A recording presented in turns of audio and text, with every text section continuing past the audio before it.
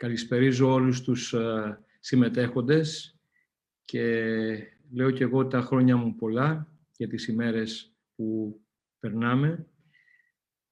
Ήθελα να πω ότι είναι ιδιαίτερη χαρά για μας στην Εθνική Βιβλιοθήκη της Ελλάδος που είμαστε παρόντες σε αυτή τη διαδικασία, σε αυτό το εγχείρημα.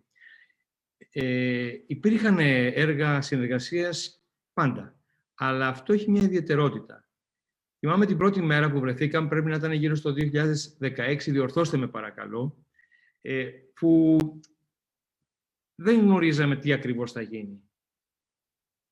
Ήταν πολλοί φορείς, ήταν πολλά τα φορμάτ, πολλά τα πρότυπα. Υποσχεθήκαμε ότι θα δώσουμε το αρχείο των αγωνιστών 21.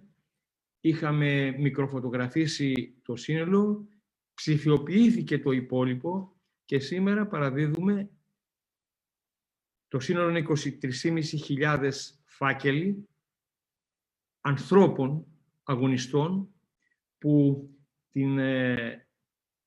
την εποχή του 1847 μέχρι το 1860 κατέθεσαν αιτήσεις για να γνωριστεί η συμμετοχή τους στην Παλαιγενεσία.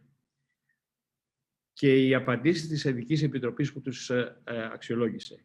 Ένα πλήθος ονομάτων, τοπονυμίων, ανθρώπων, μαχών αναφέρεται εκεί μέσα. Έχουμε ήδη τεκμηριώσει και τα δίνουμε σήμερα κιόλας 9.000 περίπου φακέλους. Έχουμε δρόμο να κάνουμε. Αυτό το έργο δεν τελειώνει σήμερα.